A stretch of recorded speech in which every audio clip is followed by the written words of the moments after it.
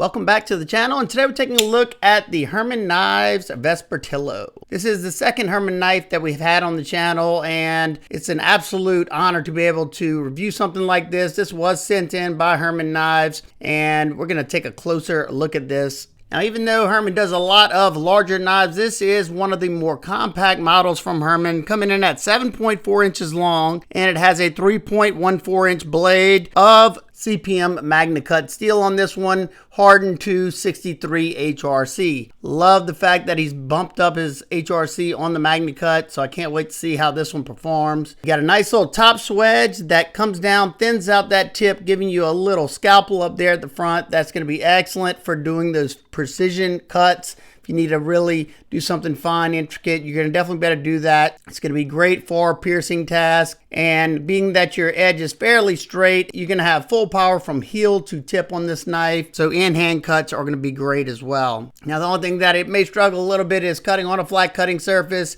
Now, it is canted up, so you should be able to do some things. But being that it has a flipper tab coming down on a flat cutting surface, you're only going to be able to get this forward portion onto the surface. So you'd have to lift it up. We'll have to see how that goes when we do the testing. There's no jimping up top, but I didn't find it necessary because you got a nice flat spot to rest your thumb. I didn't feel like I was going to slide off of it or anything. This one has a good sharpening choil, as you can see there. He brings that plunge grind all the way back, and then you have all that portion to sharpen before it'll widen up.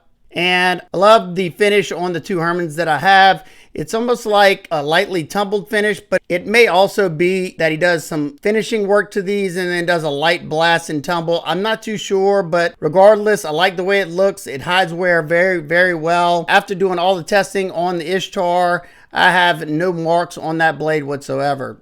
Not to mention, his maker's mark right here is nice and deep. I don't know if that's a laser etched or I don't know how he does it, but it definitely looks nice. And of course, this is a premium knife. So if you're not really into the high-end premium stuff, then this one's probably not gonna be for you. I totally understand. But if you're like me, regardless, even whenever I couldn't afford them or I just wasn't going to pay that kind of money, I still enjoyed checking out what's out there, and hopefully you'll stick around to watch it because of that. The Ishtar that I reviewed and tested, that one was in Bowler M398, and I was super excited to test that one because I've never tested M398, especially with a proper HRC. And the same goes for this Magna Cut. Now, Magna Cut edge retention is in between S35VN and S45VN with a proper heat treat. You know, if you could isolate, same knife, same heat treat, all that stuff, it's in between those two in edge retention, so it's not nothing mind-boggling. You know, S90V is going to outperform it. M390 is going to outperform it. But along with the good edge retention, this has excellent, excellent toughness. It's not as tough as 3V, but 3V I think is one of the most impact resistant steels, or the toughest steel that we have out there. And it also has phenomenal corrosion resistance, so much so that Spyderco has made it part of their Salt series. I have not had a single Magna Cut blade rust on me, and I live here in the South. Super high humidity. I even have some heavy blasted stone washed Magna Cut that hasn't rusted on me. But when it comes to corrosion resistance, it's not the best of that either. Vanex is better at corrosion resistance than Magna Cut. So it's a great overall in the middle steel, and that's why I like it so much. Because 9 out of 10, if you got great edge retention, you're going to have poor toughness. Or if you have good toughness, you're not going to have the best edge retention. So this one, it straddles that middle line very, very well. And that's what's so exciting about it. The Vespertilio has a full flat grind, and it comes down nice and thin to around 13 thousandths behind the edge. And this one is sharpened to around 21 degrees per side. Let's see what it can do.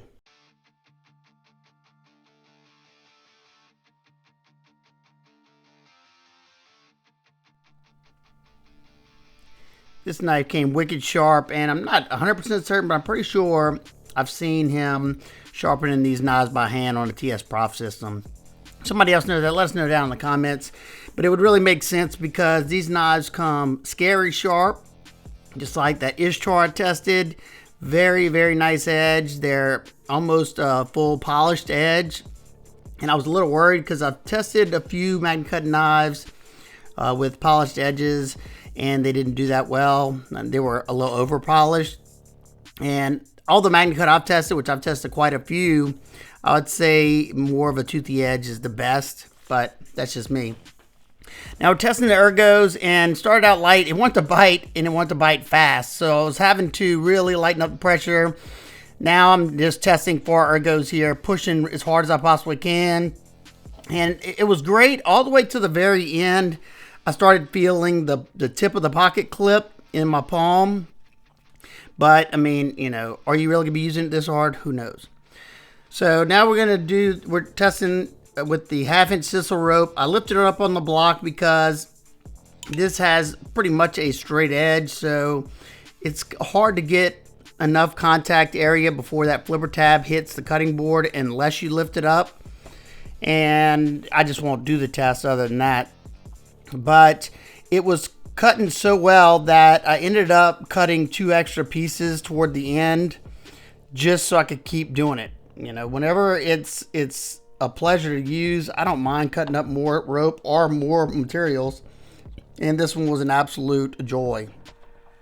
Now, you know, the funny thing is that MagnaCut isn't, you know, the best edge retention steel. When it comes to edge retention, it's in between S35VN and S45VN with a proper heat treat.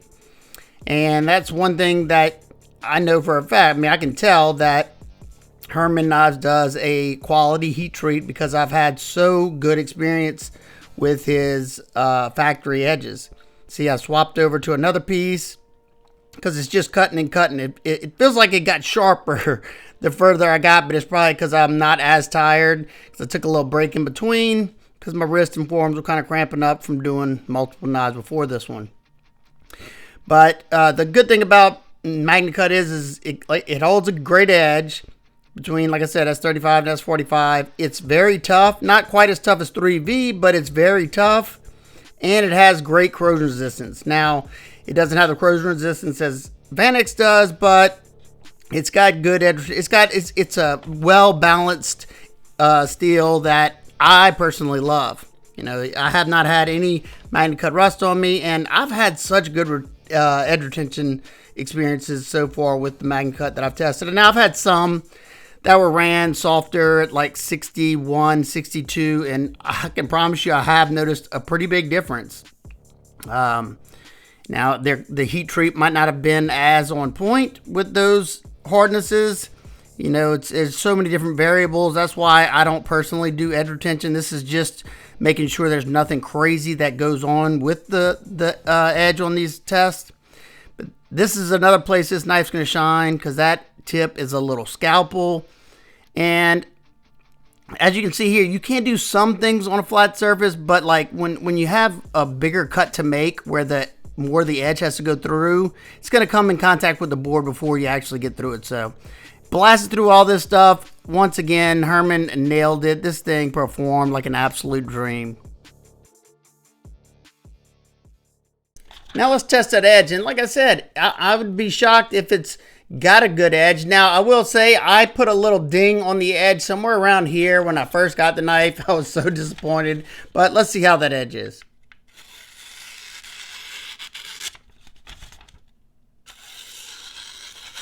I'll tell you what, in the back right here where I did the cardboard and the wood, you cannot tell at all that I even used it.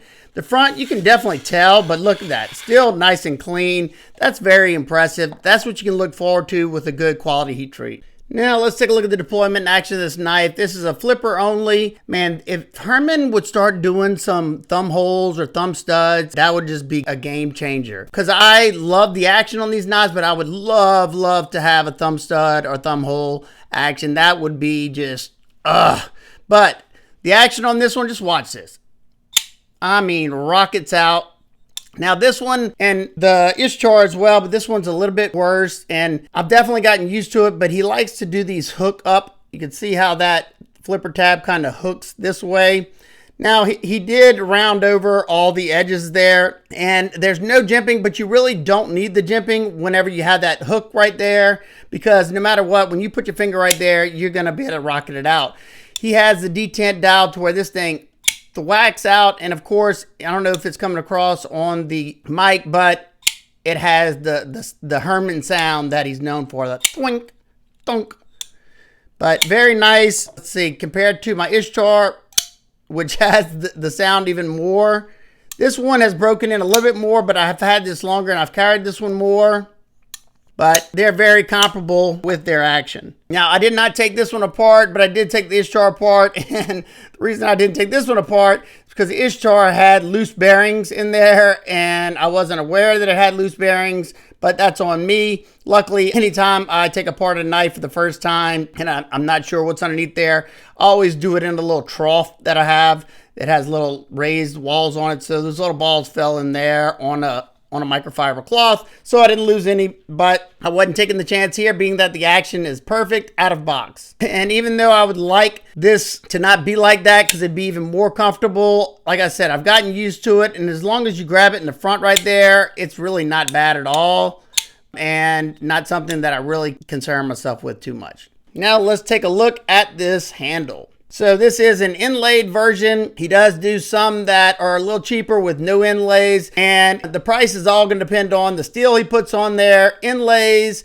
I'm sure machining, all that good stuff, and what materials he uses for the handle, scales, and inlaid stuff like that. But this particular one has nice contoured scales, even has a bevel going all the way around, so you have no sharp spots at all that you don't want there to be poking and prodding you. Even at the tip back here, he has that rounded over. And this beautiful milling pattern goes from the titanium to this Nebula fat carbon inlay, and the inlay is nice and tight in there, no gaps that I can see, and no voids at all in that carbon fiber. You have polished hardware, and this is, I think it's a Torx T20 on this one. Both Hermans that I've received come with their own pivot tool, and if you didn't watch my unboxing, go back and watch that. But the presentation is also flawless. The titanium on mine has somewhat of like a bronzed and tumbled finish on it. It looks nice, I think.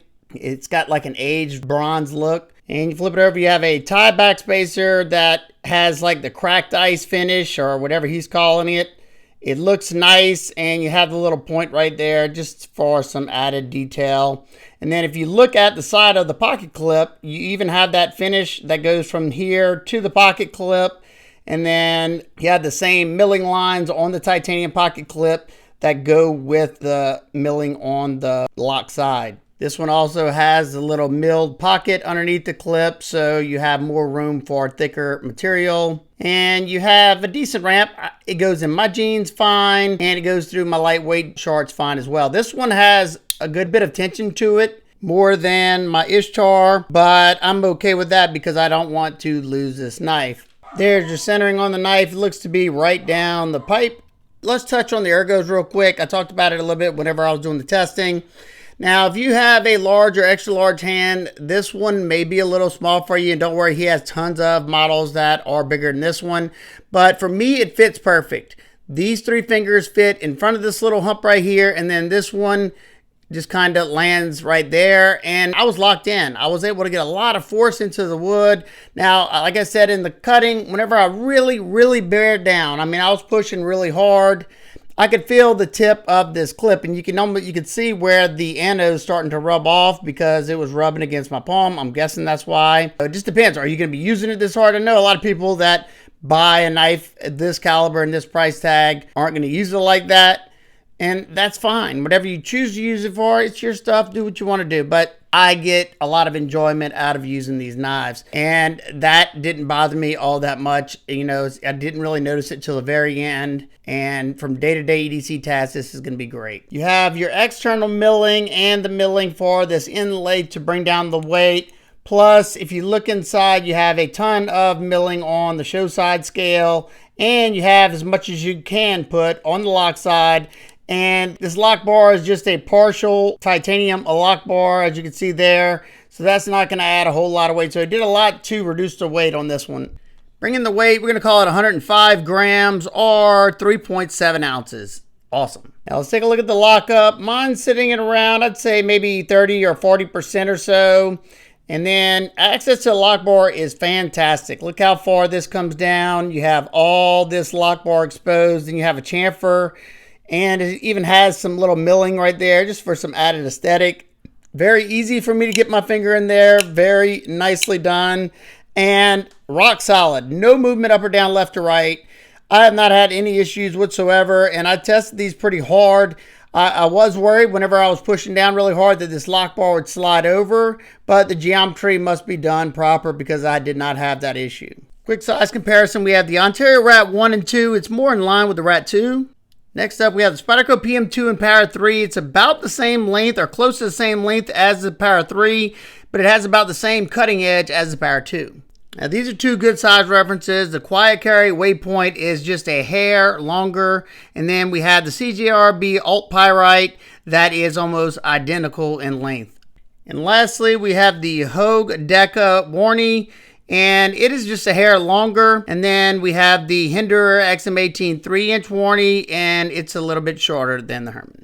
All right, now for my nitpicks and complaints, I would have loved to see bigger hardware. These are T6. That said, I took apart the Ishtar, no problem whatsoever. And when we talk about the hardware, you have a bunch of hardware. You got all these screws here. I would love to see this blind screwed from the inside. It would keep this very, very clean looking, especially being that this is an inset liner lock. So you already have this side looking really clean. You know, blind screw would just set it over the top. And while we're talking about the pocket clip, you know, I talked about the minor hotspot from this clip, but I was really bearing down. Not something I normally do anyway. The flipper tab is a little hooked, but like I said, I've gotten used to it and the action is outstanding. Love to see a thumb stud or a thumb hole on some of his knives. That would be fantastic. But all in all, my final thoughts, if you're looking for a premium, high-end production folder with custom finishing and touches, something unique, something that's going to last you forever, that if you do want to use it and it's going to perform really well, then it's easy to recommend this one. Do I think the prices of these are warranted? Absolutely. I forgot what this one went for, but from looking on the site, the cheapest I was seeing is around $737. Like I said, that is a lot of money, but when you're in this realm of folding knives, you'll get it. That's all I can really say there. You could definitely see all the extra work and time that goes into each one of these knives. You will not find another Herman that is identical to this one. His actions are on point, and I've just really enjoyed testing these. They are just a joy to use, and I can't wait to sharpen this one up because I know they're going to sharpen up really nicely as well. And when it comes to the upper end, the sky's the limit with the prices because he does some full dress models with like Damascus and Zircotai and Damasteel and all these crazy steels. And of course, those can range up from $2,000 and up. The Ishtar, I absolutely don't like this color combo, but I like everything else on this knife so much that I don't care. If I really wanted to, I could get this re-anodized, but it doesn't bother me that much. You know, I really don't like the color combo, but God, the action on these knives and the sounds they make, it's just hard to put into words how nice they truly are and how refined they truly are. So there you go. If you have any questions, feel free to ask me down below. I'll do my best to answer you. If you're interested in a Herman, these come from Polish Custom Knives. That's where Herman lives, and that's where he makes knives out of. You know, I know it's even more expensive to make knives in Poland. So if you are interested in checking out some of the Herman knives, I will have it linked down below. It will be an affiliate link, so if you want to help support what I do here on this channel, it helps me bring you knives like this, and it helps pay for all my testing materials. If not, no big deal. I hope everyone of y'all is having an absolute amazing day. I will see y'all on the next one. Hey.